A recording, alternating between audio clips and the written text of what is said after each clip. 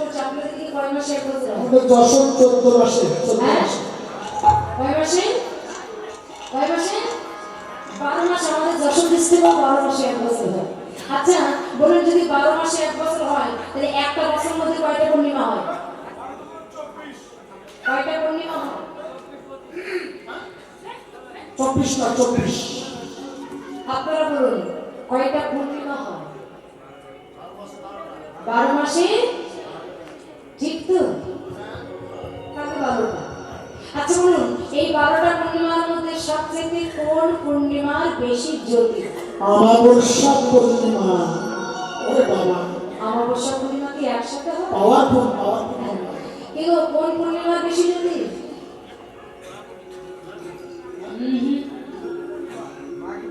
গৌর পূর্ণিমা, দোল পূর্ণিমা, রাখি পূর্ণিমা। গৌর পূর্ণিমা দোল পূর্ণিমার মধ্যে পার্থক্য আছে? যেটা দে কোন পূর্ণিমা? দোল পূর্ণিমা। আর কোন পূর্ণিমার নাম জানেন? যেটা দে রাখি পূর্ণিমা বলছে ও মুখমণ্ডলাচিতে সার্বসুতা এই পূর্ণিমা কথা থেকে বললেন যেটাকে বলা হয় রাস পূর্ণিমা, শারদীয়া পূর্ণিমা। এখানে আছে ওই পূর্ণিমার সাথে শারদীয় পূর্ণিমার সাথে গোবিন্দের বদনের জ্যোতি তুলনা করছেন। হ্যাঁ, যে ওই পূর্ণিমার সাথে গোবিন্দের বদনের জ্যোতি তুলনা হবে তখন শ্রীমতী রাধারানী ললিতাকে কি বলছে শুনছুন ওই শারদের চন্দ্রে এত জ্যোতি হলে কি হবে, এত শোভা হলে কি হবে, এত মধুর জীবন হলে কি হবে, ওই শারদের চন্দ্র আমার মধুর বদন জ্যোতির কাছে হাতে মেলেছে, হারে মেলেছে, হাতে মেলেছে, হারে মেলেছে, মধুর বদন জ্যোতির কাছে হাতে মেলেছে, বদন জ্যোতির কাছে হারে মেলেছে। আহায় ললিতা অবিশাখা বদন জ্যোতির কাছে হাতে মেলেছে। ওরে ললিতা, অতি সভা, বদন জ্যোতির কাছে হারে মেলেছে। বদরুচি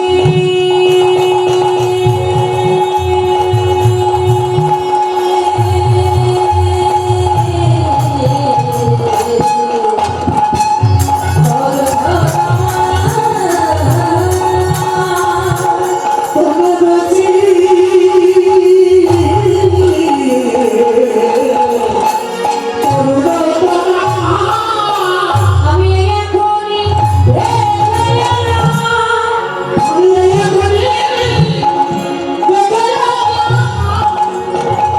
ওই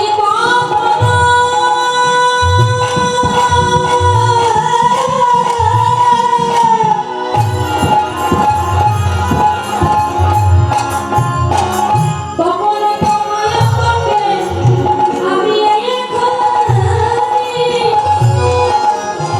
দেখে গেলাম ওরে কপালতা,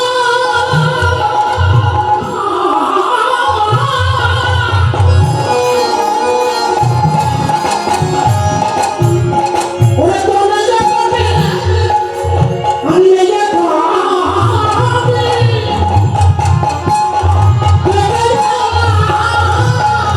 বলেছে তপন তোমায় বটে তপন তনয়া তপন আস্তে তপন তনয়া বলে তপন কার নাম? তপন মানে কি গো? তখন আমার মামা, জয়া রে ওর মামা, ও মায়েরা তপন মানে কি জানো? তপন কার নাম? তপন কার নাম? সূর্যের এক নাম তপন। বা সুন্দর, সূর্যের এক নাম হচ্ছে তপন।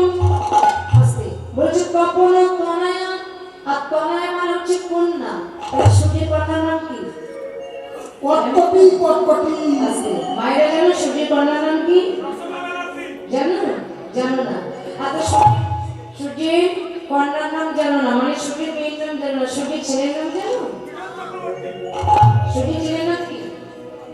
আও আপনাদের দিকে ভাই ফোঁটা হয়? মাঝে মাঝে হয়, মাঝে মাঝে। ভাই ফোঁটা হয় না কেন? হ্যাঁ ওই তো ঠাম্মা বলে দিয়েছে ভাই ফোঁটা দিলে একটা কথা বলে ভাই কপালে দিলাম ফোঁটা। ভাই আমার প্রচুর মোটা। ভাইয়া ভাইয়ের কপালে দিলাম ফোঁটা, জম দুয়ারে পড়লো কাটা, যমুনা দেয় জমকে ফোঁটা, আমি দিই আমার ভাইকে ফোঁটা। উত্তর গীতের মধ্যে আছে বলে যমুনা দেয় জমকে ফোঁটা, যমুনা দেয় জমকে ফোঁটা। তাহলে তপন মানে সূর্য, আর তনয় মানে হচ্ছে কন্যা, তাহলে সূর্যের কন্যার নাম হচ্ছে কি যমুনা। অর্থাৎ আমি যমুনার কিনারে দেখলাম সামনে গোনা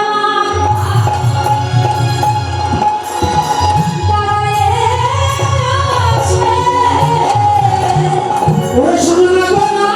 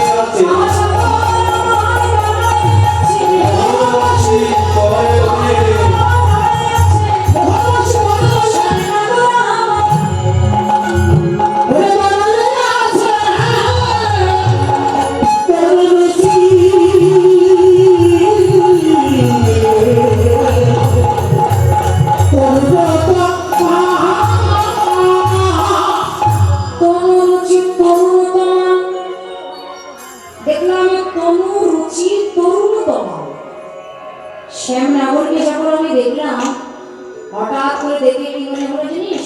হঠাৎ করে দেখলাম, দেখে আমার বধূর দিকে লক্ষ্য করে দেখলাম চুমুটাকে চাঁদ শীতল যখন অমৃত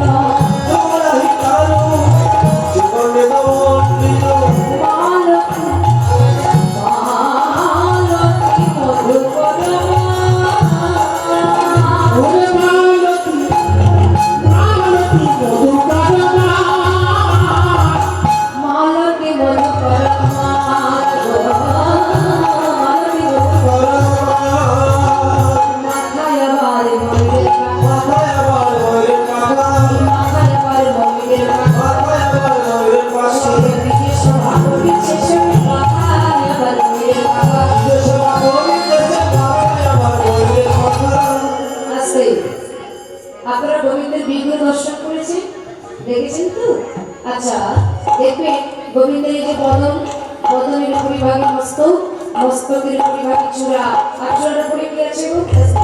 চূড়ার উপরে কি আছে? আমা, চূড়ার উপরে কি আছে গোবিন্দের? একটা ময়ূরের পাখা। তখন রাধারানীর সখীগণ রাধারানীর কাছে জিজ্ঞাসা করলেন যে রাধে, এই দেশে এত পাখির পাখা থাকতে তোর বধূ কেন ময়ূরীর পাখাটা মাথায় দিল? হ্যাঁ, পাখির তো অভাব নাই, অনেক রকমের পাখি আছে, কিন্তু তোর বধূ কেন ময়ূরীর পাখা মাথায় দিল? আহা, রাধারানী বলছে সখী, আমার বধূ যে ময়ূরীর পাখাটা মাথায় দিচ্ছে তার একটা কারণ আছে। সেই কারণটা কি? এটা হচ্ছে গোলক বৃন্দাবনের কথা। ওলো বৃন্দাবনে প্রাণ গোবিন্দ আমার একদিন শ্রীমতী রাধারানীকে বলেছিল যে রাধে তুমি তোমার কুঞ্জ সাজাও, আজ নিশিতে আমি তোমার কুঞ্জ মিশি যাপন করবো। রাধারানী কুঞ্জ সাজিয়ে বসে আছি, আর গোবিন্দ সেদিন ওই রাধারানীর কুঞ্জে না গিয়ে আরেকজনের কুঞ্জে গিয়েছিলেন। কার কুঞ্জে? হ্যাঁ, কার কুঞ্জে গিয়েছিলেন? বিরজার কুঞ্জে। বাহ, সুন্দর। গোবিন্দ গিয়েছিলেন বিরজার কুঞ্জে, কারণ বিরজা জানে যে এই পথ দিয়ে আমার প্রাণ বধূ যাবে, তাই বিরজা ওই পথে নয়ন দিয়ে বসেছিল। গোবিন্দ যখন যাচ্ছে গোবিন্দকে ধরে ফেলেছে। আর ভগবান সবসময় জন্য ভক্তের ভক্তির কাছেই হচ্ছে ভগবান বাধা। আর যেই না বিরজা গোবিন্দকে ধরে ফেললেন, যেই না ধরে ফেলেছে, হঠাৎ করে সেই রাত পোহায় যাচ্ছে, কিন্তু রাধারানী গোবিন্দের আশাগত নয়ন দিয়ে বসে আছে, কিন্তু প্রাণ গোবিন্দ আমার আর আসে না। আর গোবিন্দ যেই না আসে না, আর যেই না আসছে না, তারপর রাধারানীর সখীগণ রাধারানীর কাছে গিয়ে বলছে, রাধে তুই কার জন্য কুঞ্জ সাজিয়ে বসে আছিস? যার জন্য কুঞ্জ সাজিয়ে বসে আছিস সে আর আজকে আসবে না। তোর বোধ আরেকজনের কুঞ্জে চলে গেছে। কুঞ্জে বিরজার কুঞ্জে। রাধারানী ছুটতে ছুটতে এসে বিরজার কুঞ্জে দাঁড়িয়ে তার রক্ষা করছে, তার নাম হলো শ্রীরাম। সেই রাধারানী ছুটতে ছুটতে এসে শ্রীরামকে ডেকে বললেন, শ্রীরাম শ্রীরাম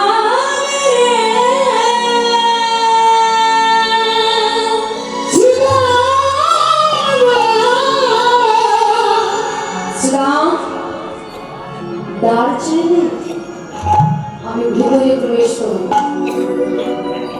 শ্রীরাম বলেছে, দাঁড়াও রাধে, আমি দ্বার ছাড়তে পারবো না। বলে কেন? বলে গোবিন্দ আমাকে আজ্ঞা দিয়েছে দ্বার রক্ষা করবার জন্য। আমি যদি দ্বার ছেড়ে দিই তাহলে গোবিন্দের কাছে আমি অপরাধ হয়ে যাবো। তাই রাধে গো, তুমি একটা কাজ করো, তুমি দাঁড়াও, আমি গোবিন্দের কাছ থেকে অনুমতি নিয়ে আমি দ্বারটা ছেড়ে দেব। শ্রীমতী রাধারানী ক্রোধে ক্রোধান্বিত হয়ে শ্রীরামকে ডেকে বলছে, শ্রীরাম আমি তোকে বলছি দ্বার ছাড়তে, তুই দ্বার ছেড়ে দে। শ্রীরাম বলেছে, রাধে অপরাধে নিও না, আমি দ্বার ছাড়তে পারবো না। বলে আমি তোকে বলছি দ্বার ছেড়ে দিতে, তুই দ্বার কেন ছাড়ছিস না? বলে রাধে আমি দ্বার ছাড়তে পারবো না। শ্রীরাম তুই কিন্তু আমার সঙ্গে দৈত্যের মধ্যে ব্যবহার করছিস, তাই তুই যখন দ্বার ছাড়লি না আর আমার সঙ্গে যখন তুই দৈত্যের মধ্যে ব্যবহার করলি, আমি তোকে ছেড়ে দেব না, আমি তোকে অভিশাপ দেব, আমি তোকে অভিশাপ দিলাম। আগত জন্মে তোর দৈত্য বলে জন্ম হবে, তোর নাম হবে সংগোচর দৈত্য।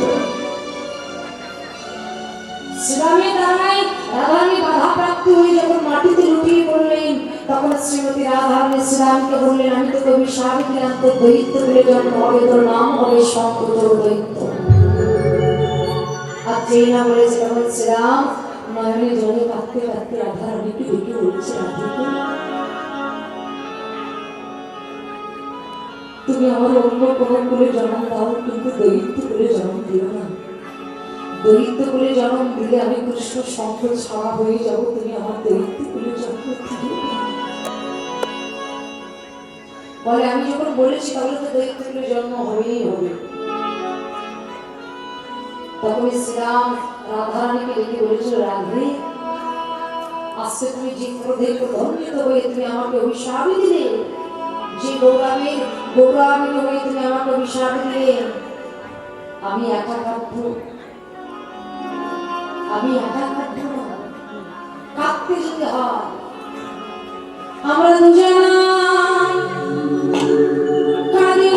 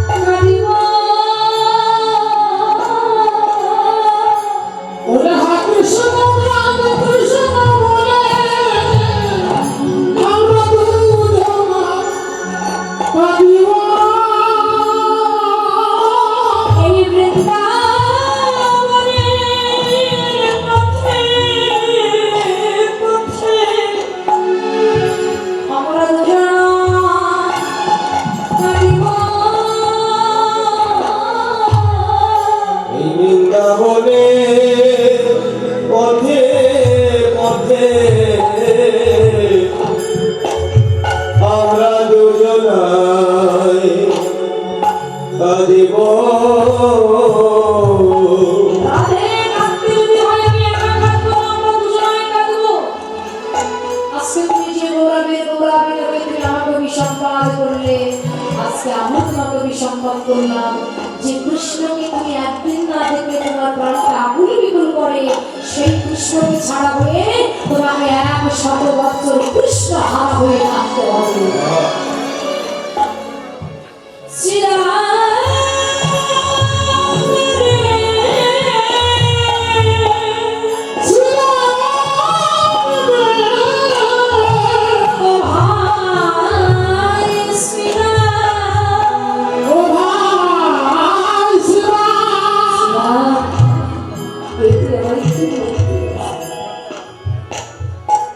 ওই কৃষ্ণকে হারা হয়ে আমাকে যেমন তুমি অভিসম্পাদ করলে, আমি তোমাকে অভিসম্পাদ করলাম। কৃষ্ণকে হারা হয়ে 100 বছর তোমাকে কাটতে হবে।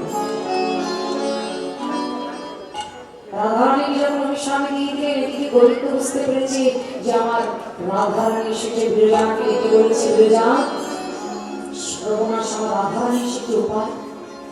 বিরজা বলছে, গোবিন্দ একটা কাজ করি, আমি এখান থেকে নদী হয়ে বাইরে হয়ে যাচ্ছে, তুমি আমার মুখের উপরে একটা সর্ববী ধারণ করে চলে যাও। বিরজা নদী হয়ে বাইরে হয়ে গেলেন, আর বিরজার মুখের উপর দিয়ে গোবিন্দ একটা সর্ববী ধারণ করে ঘিরতে ঘুরতে ঘুরতে চলে যাচ্ছে। হঠাৎ রাধারানী মন্দিরের ভিতরে এসে কাউকে দেখতে না পেয়ে ধ্যানে বসলেন, আর ধ্যান যুগে দেখলেন যে গোবিন্দ সর্ব হয়ে যাচ্ছে, বিরজা নদী হয়ে যাচ্ছে, বিরজার মুখের উপর দিয়ে গোবিন্দ সর্ববী ধারণ করে চলে যাচ্ছে। আর যেই না রাধারানী বুঝতে পেরেছে, সঙ্গে সঙ্গে আমার গুরুকে স্মরণ করে শ্রীমতী রাধারানী আমার একটা ময়ূর বেশ ধারণ করে। এই ময়ূর কিন্তু স্বামী খেতে ভালোবাসে, আর সঙ্গে সঙ্গে শ্রীমতী রাধারানী ময়ূরকে ধারণ করেছে। আর সর্ববেশী গোবিন্দ যখন জলের উপর দিয়ে ভেসে যাচ্ছে, আর ময়ূর বেশে শ্রীমতী রাধারানী গোবিন্দকে যেখানে দেখতে পাচ্ছে সেখানে একটা করে ঠোক দিচ্ছে, যেখানে একটা করে দেখতে পায় সেখানে একটা করে ঠোক দেয়, যেখানে দেখতে পায় সেখানে একটা করে ঠোক দেয়। আর এই ঠোক দিতে দিতে দিতে এমন জায়গায় 3টে ঠোক পড়ে গেছে, মা গোবিন্দাকে বলে তুমি ভঙ্গ বাঁকা হয়ে গেছে। এই জলের ভিতরে গোবিন্দা চলতে পারছে না, ডুবে যাচ্ছে। কিন্তু প্রাণের অধিকে যাকে বেশি ভালোবাসা যায়, তার দুঃখ কষ্ট তো মেনে নেওয়া যায় না, সে যতই অপরাধ করুক। গোবিন্দ যখন ডুবে যাচ্ছেন, ওই যে ময়ূর বেশে শ্রীমতী রাধারানী তার ঠোঁট দিয়ে গোবিন্দকে কুলে তুলে আনলেন। আর যেই না গোবিন্দকে কুলে তুলে এনেছে, গোবিন্দ অনেক সময় পরে নিজে মধ্যে ধারণ করে জয় রাধে শ্রী রাধে বলে রাধারানীর চরণে রাধে,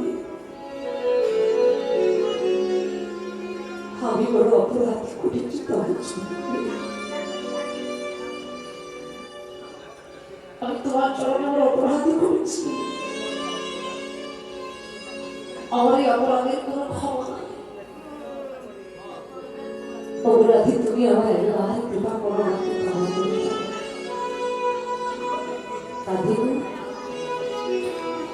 আজকে তোমার কাছে একটা বস্তু চাইবো, তুমি আমাকে দেবে? রাধারানী বললেন, প্রাণনা তুমি না চাইতেই তো আমার এই জীবন যৌবন মনোপ্রাণ আমি সবই কিছু তোমাকে দিয়ে দিয়েছি। আমি তো নিজের মধ্যে কোনোদিন কোনো কিছু রাখিনি, আমি সবই তোমাকে দিয়েছি, আমার দেওয়ার মতো আর কি আছে। গোবিন্দ বললেন, রাধে তুমি বলো যে আমায় দেবে। বধূ আমি তোমার কাছে তো কোনোদিন কৃপণতা করিনি, আমার দেওয়ার মতো যদি কিছু থাকে আমি কথা দিলাম আমি তোমাকে দেব। বলো তুমি আমার কাছে। গোবিন্দ রাধারানীর কথা স্মরণ করে রাধারানীকে ডেকে বলছে, আজকে তুমি যে বেশ ধারণ করে আমার কাছে এসেছো, ওই যে ময়ূর বেশ ধারণ করে তুমি আমার কাছে এসেছো, ও থেকে একটা ময়ূরের পালক তুমি আমায় দেবে? রাধারানী আমি বললেন প্রাণনা, এই ময়ূরের পালকটা নিয়ে তুমি কি করবে? গোবিন্দ বলছে রাধে, আমি যে তোমাকে কত ভালোবাসি আমি জগৎকে জানাতে চাই, আর তুমি যে বেশ ধারণ করে আমার কাছে এসেছো সেই বেশটা আমি বিফলে যেতে দেব না। তুমি যে ময়ূর বেশ ধারণ করে আমার কাছে এসেছো, ও থেকে যদি একটা ময়ূরের পালক তুমি আমায় দাও, তবে আমি কি করবো জানো? আমি শিরে হয়ে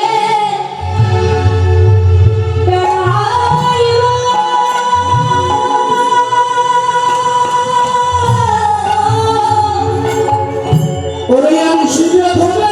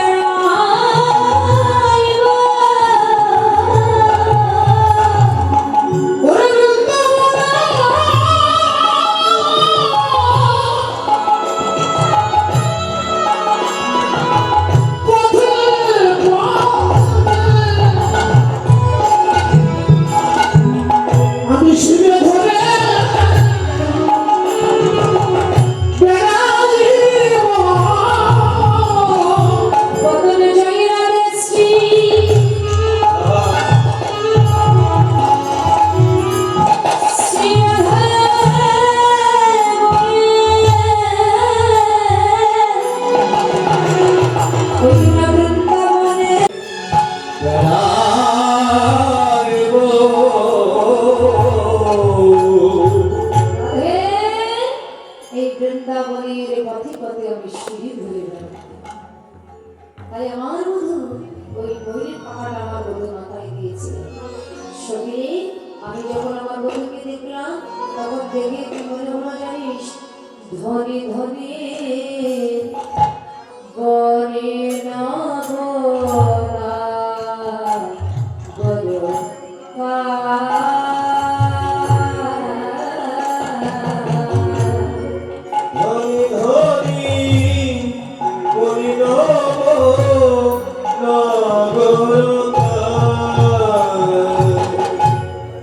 ধনে ধনে বনে না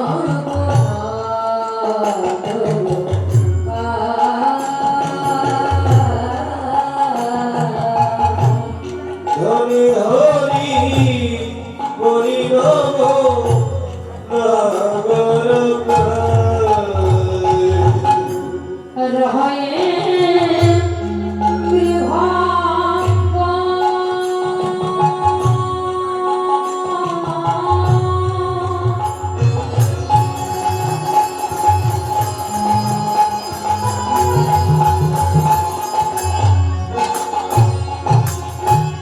রহয়ে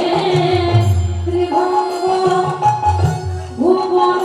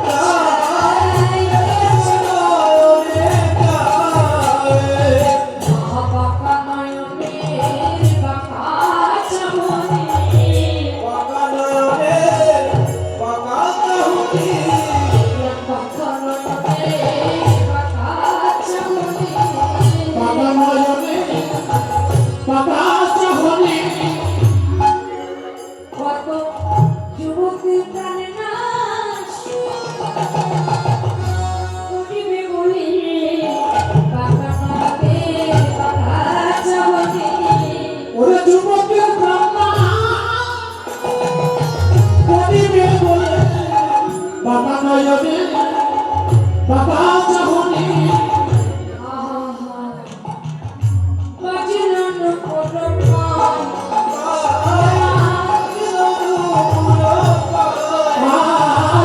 বাজিল নূপুর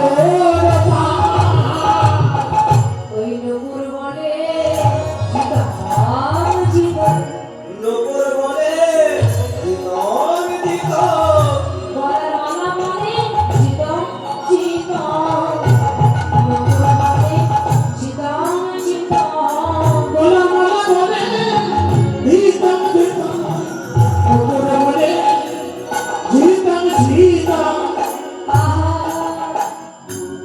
আমি কি দেখলাম জানিস আমার বধুর গলায় যে মালাটা আছে আর গোবিন্দের চরণে যে নুপুর আছে বাবা রাধারানী বলতে চাইছে যে সখী শোন হায় হায় আমি দেখলাম যে এই মালার মধ্যে আর নুপুরের মধ্যে দ্বন্দ্ব বেঁধেছে গোবিন্দের গলায় যে মালাটা আছে ওই মালাটা বলছে আমি বড় আর গোবিন্দের চরণে যে নুপুরটা আছে নুপুরটা বলছে আমি বড় আচ্ছা বলো তো কে বড় হবে গোবিন্দের গলায় যে মালাটা আছে আস্তে ধরো গোবিন্দের গলায় যে মালাটা আছে মালাটা বলছে আমি বড় আর চরণে যে নুপুরটা আছে নুপুরটা বলছে আমি বড় কে বড় হবে গো মালা মালা হ্যাঁ কেন নুপুর তো ছোট মালা তো বড় আহা মালা বলছে আমি বড় আর নুপুর বলছে আমি বড় মালা নুপুরকে রেখে বলছে এই তুই তো চরণে আছিস আর আমি উপরে আছি বলছে আমি উপরে আছি গলায় আছি তাহলে আমি তো বড় হ্যাঁ মালার কথাটা শুনি নুপুর যখন মালাকে ডেকে বলছে যে মালা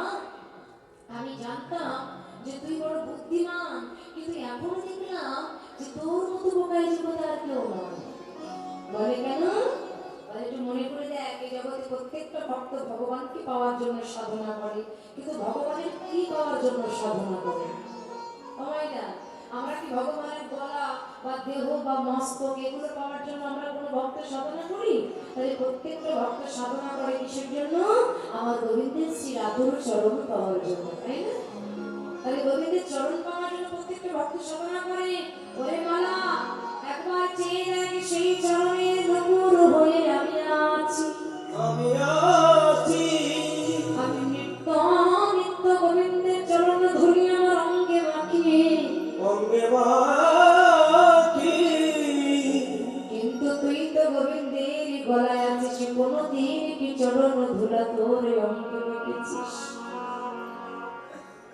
তুই তো গোবিন্দের গলায় আছিস কোনদিন গোবিন্দের চরণ ধুলা তোর অঙ্গে মেখেছিস মালা তখন নিজের ভুলটা বুঝতে পেরে নুপুরকে ডেকে বলছে ওরে নুপুর তাহলে তুই এতবার কৃপা করে ওই গোবিন্দের চরণ ধরে একটু উড়াইয়ে দে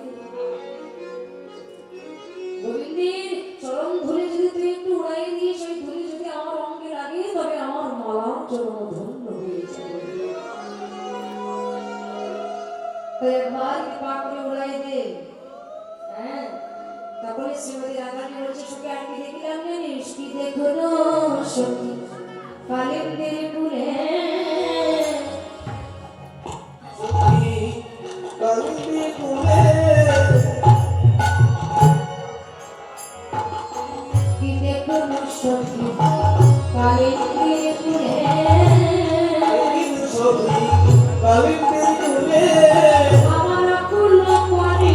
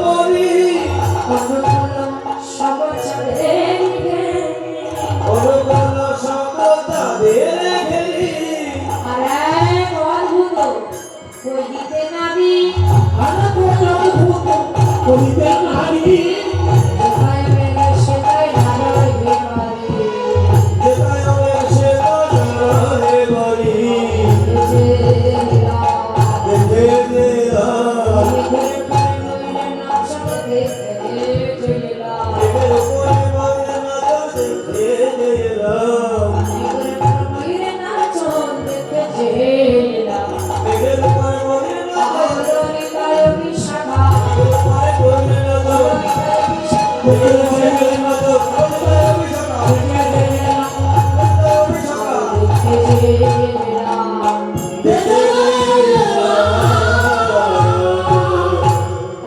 বলছে, আমি দেখে এলাম মেঘের উপরে ময়ূরের নাচন। সখীগণ বলছে, আসলে এখন অনেক রাত হয়ে গেছে তো, বলতে বলতে তোর মাথাটায় ধরা দিয়ে গেছে। মেঘের উপরে ময়ূরের নাচে, মেঘের উপরে ময়ূর কি করে নৃত্য করবে? আস্তে, মেঘের উপরে ময়ূর কেমন করে নৃত্য করবে? আচ্ছা, লক্ষ্য করুন, যখন আকাশে মেঘ হয় তখন চারিদিকে কেমন হয়? চারিদিকে কি পরিষ্কার হয় না কালো হয়? কালো হয়। তাহলে কৃষ্ণের বর্ণটা হচ্ছে কালো। তাহলে কৃষ্ণের বর্ণ হচ্ছে কালো। আর কৃষ্ণের ওই যে মস্তকের উপরে কি আছে? ময়ূরের পাখা।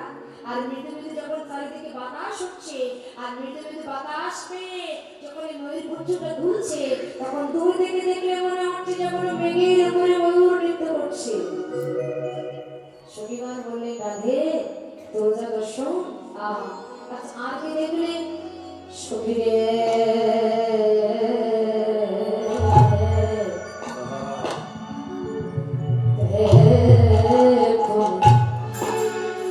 ঘাটরা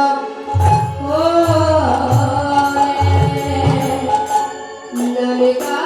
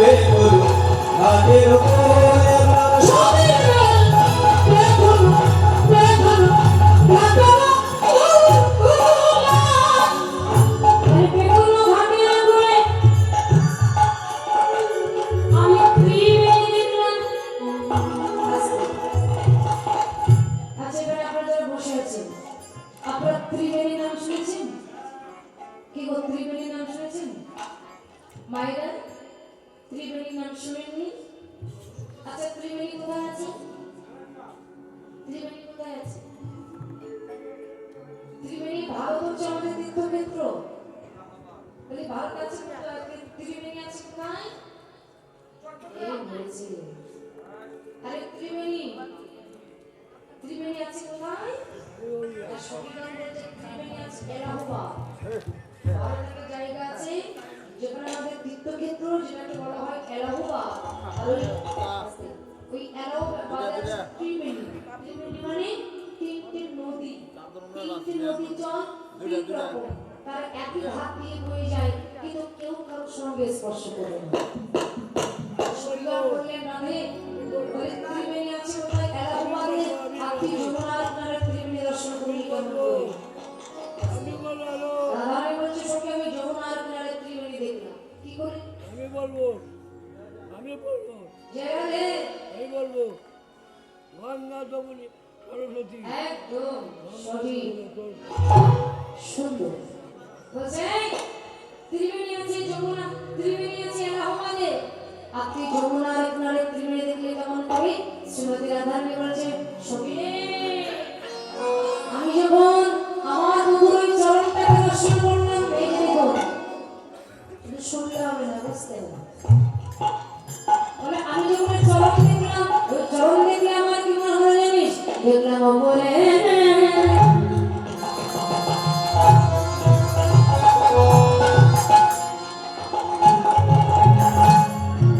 উপরে যমুনা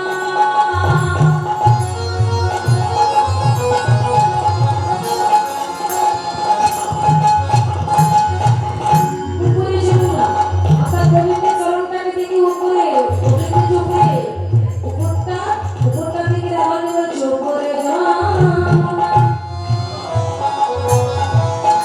নিচে সরস্বতী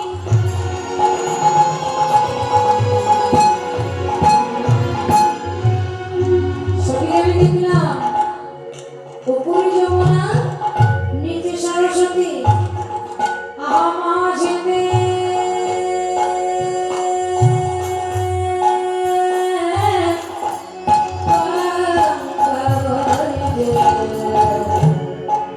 মাঝেতে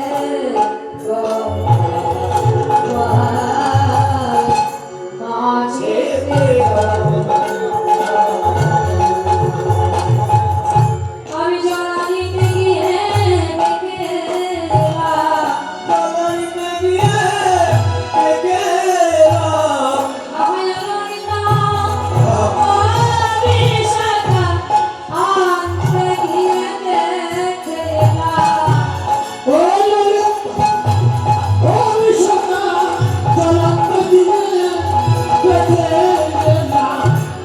মাঝেতে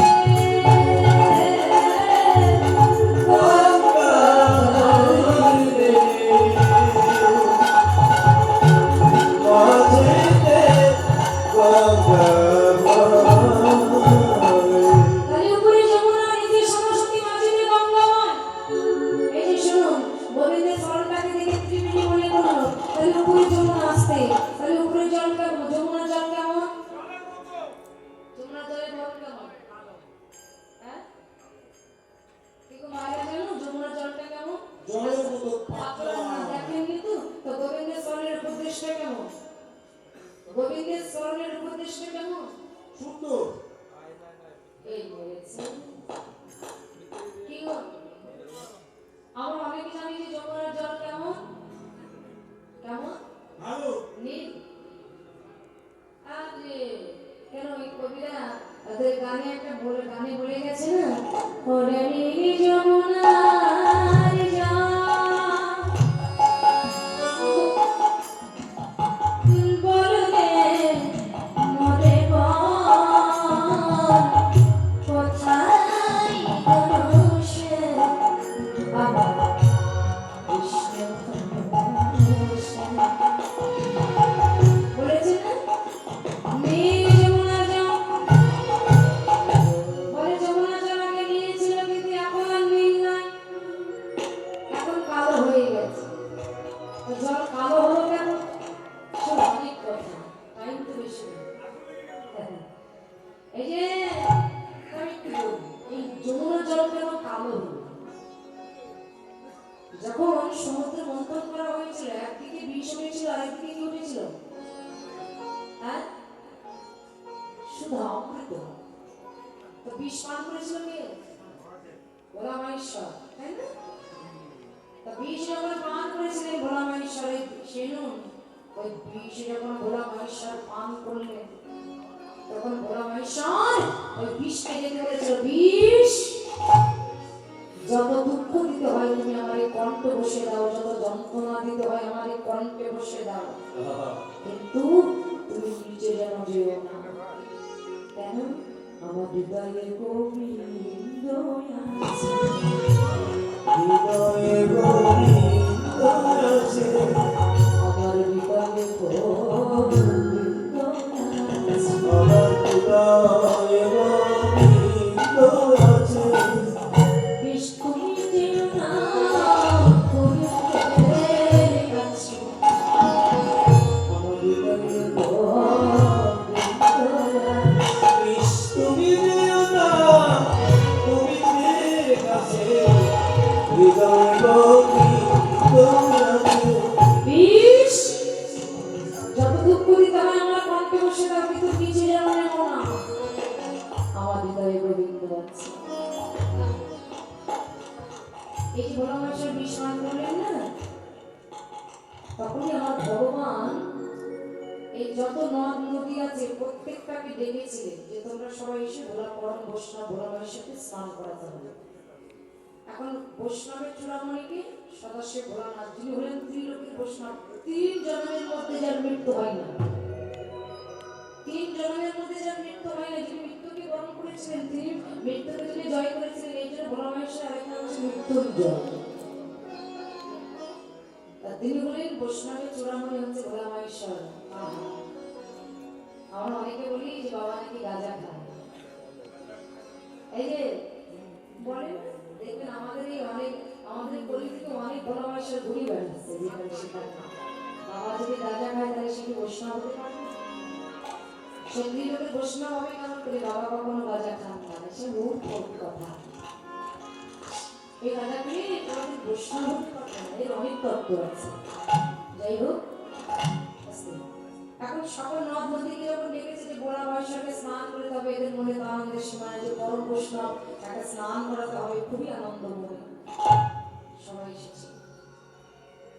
তো হচ্ছে তোমরা যে এত আনন্দ করে এসেছো ভোলা মায়েশ্বরকে স্নান করাবে, এর মধ্যে কিন্তু একটা দুটি সংবাদ আছে। কি? তা বলছে দেখো, যে ভোলা মায়েশ্বরকে স্নান করাবে তার এই সুন্দর রূপ কিন্তু কালো হয়ে যাবে, এই সুন্দর চেহারা কালো হয়ে যাবে। এখন যেই না বাবা বলেছে সকল নদী সবাই চলে গেছে। এখন সবাই যখন চলে গেলেন ওই যমুনা করে বসে আছে।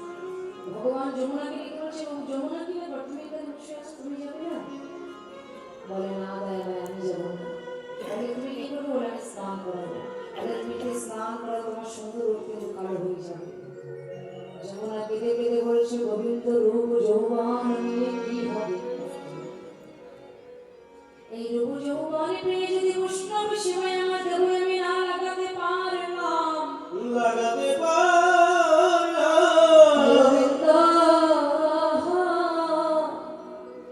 গোবিন্দ হে,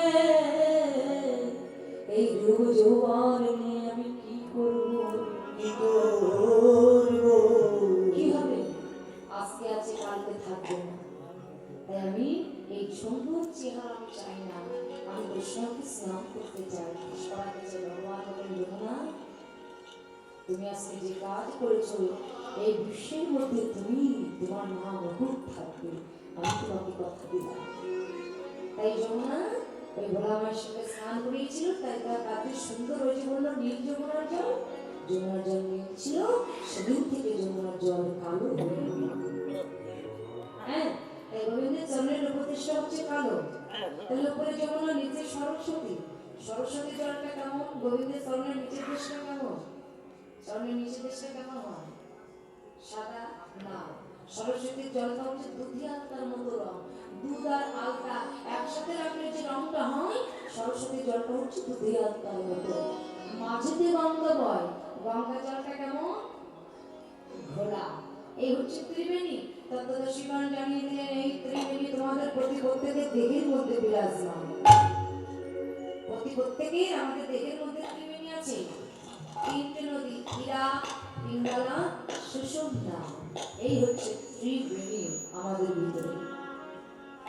তাই রাধারানী বলেছে সখীরে, দেখে রাম তারে সই, দেখে রাম তারে কে নন্দে আদর কোনয়নে না ধরে, দেখেছে বিনোদ চূড়া নববঞ্চ দিয়ারা, অপরে ময়ূরের পাকা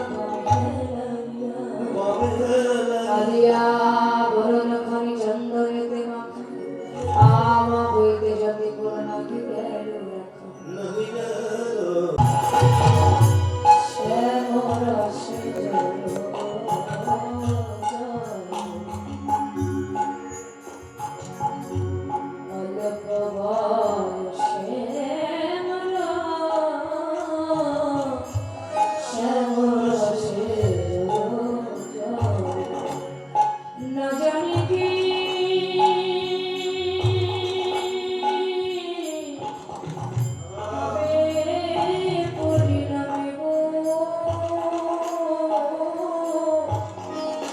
রাজনী হবে পরি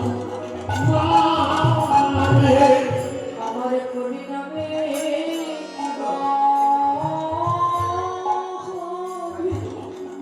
আমার পরিণামে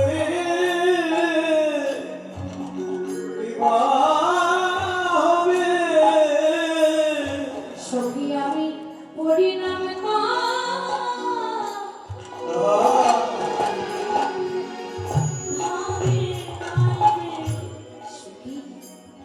আমি শুধু কালাকে ভালোবেসেছি কিন্তু পরিণামের কথা তো চিন্তা করি আমার এই বয়সে আমার দশায় আমার স্বামী কি হয়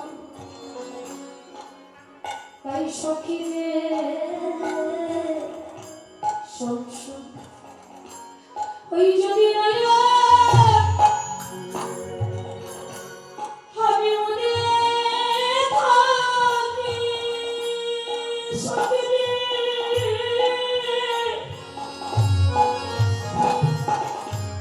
আমার অন্তরে গো